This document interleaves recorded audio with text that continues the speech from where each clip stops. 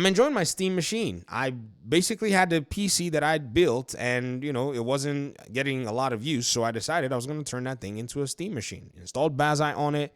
It's a very fun experience. You just go straight into your games. It's something that Windows is actually working on trying to do. It has its limitations in the sense that the storefronts require for you to do some tinkering and some setting up, which makes you then miss Windows because, Windows allows for you to basically have access to everything, which the process is not much different. You just use it more in an old school way, right? But it's nice to be able to fire up that and just start gaming at the end of the day. However, the differences are there. Linux and the way Bazite works and the way the Steam interface works doesn't allow for you to be able to do things like use dual monitor support and a few things that are just so nice when it comes down to gaming. So Windows still holds an advantage over it. I don't know if many of you have looked at the Steam hardware survey. A lot of people are multi-monitor gamers. This is one of the reasons that's, again, one more reason that Windows is actually quite strong. But something showed up in the news that made me actually start talking about this because, it's the second one that I'm seeing today. This particular post from Pirate Nation says that Rust developer has no plans for Linux or Proton support, says games that support them are not serious about anti-cheat. And this is, in my opinion, where things need to basically see a modification. You can have a Steam library that doesn't have any single anti-cheat, or kernel anti-cheat required game, right? But there is one thing that will continue lingering in your mind if you have a Steam-based PC. And that is my PC is limited. That's the one lingering thought that's going to be in your mind. And if you are of any layer of an enthusiast or even not, it continues to tug in your mind and you just can't help it, but you then tell yourself, screw it. I need to get me a side Windows because Windows can do all that. Even when Laura Fryer was criticizing the Xbox ROG Ally X and Xbox ROG Ally in June of this year, do y'all remember? Where she said, when she quit Microsoft, she uninstalled Windows from all her PCs and installed Linux on all of them. Did you all hear what she said? She said, if I need Windows, I just go ahead and, install it virtually on some kind of a virtualization paradigm. She still uses the darn thing if she needs it. So everyone that may be talking all of this big game talk about, Windows is this for gaming and blah, blah, blah, blah, blah, they have a side pocket Windows. If they're really serious about their computing, they have to have Windows. Why? Windows is different in its own philosophy and software approach compared to Linux. Linux doesn't really have too many avenues for a lot of devs and a lot of folk to make money from it. And we got to put it this way. Not everything is not driven by money. We understand, we get it. But there's only so much of a free ride everybody can get at the time that they want it. Windows operating system is one that's actually predicated on you paying for a license. A license that actually tells, that pretty much secures you to gain support, to gain updates and all of the above to improve the experience for you. However, on the Linux side, with distros and the way things are, you can't necessarily monetize a lot of what it is that you make. So what are these folk actually, talking about in terms of the Linux side?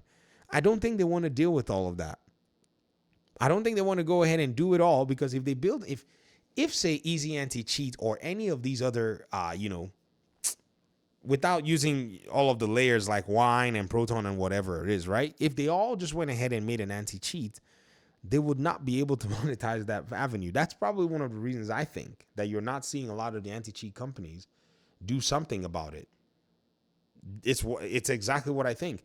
Or maybe those who have anti-cheat that's proprietary, in a sense, don't want to put it out there because they don't really have, a lot of protections like they do on Windows. I mean, I don't know the legal stuff.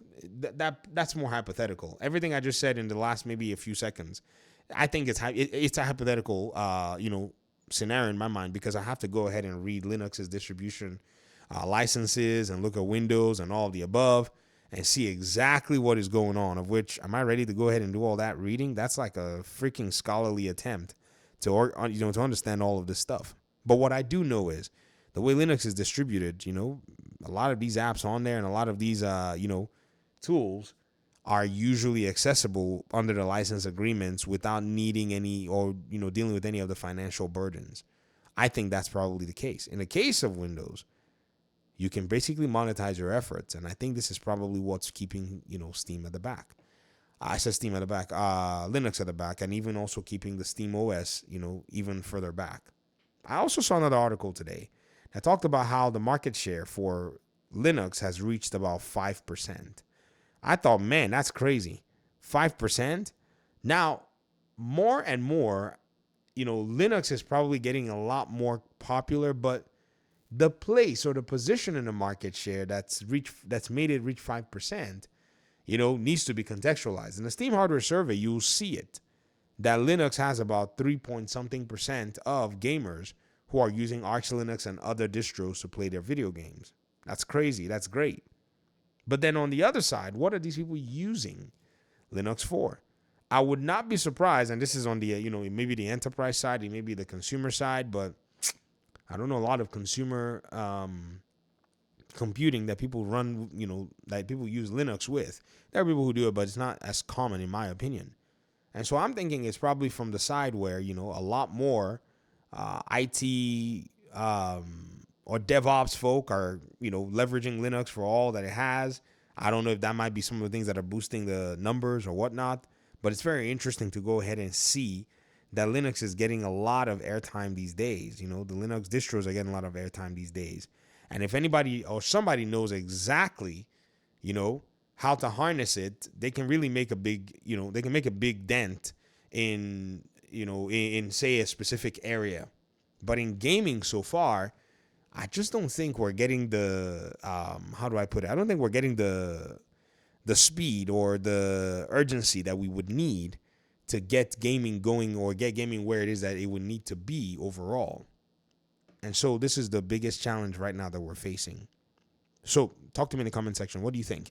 Do you think that someone's going to be able to resolve a lot of the anti-cheat stuff? Do you think a company is probably going to go ahead and, swallow their pride and get things going and then others will follow suit?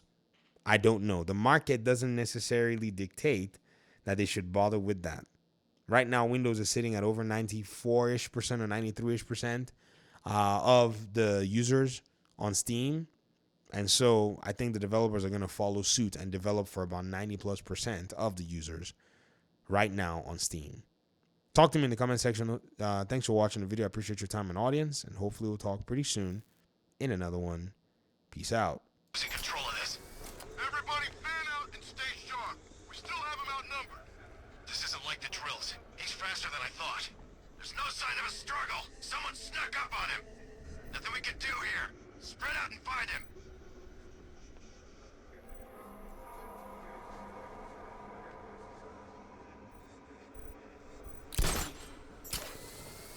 Scarecrow pulling this on Halloween. Guess he's got a sense of humor after. I'm not the arc.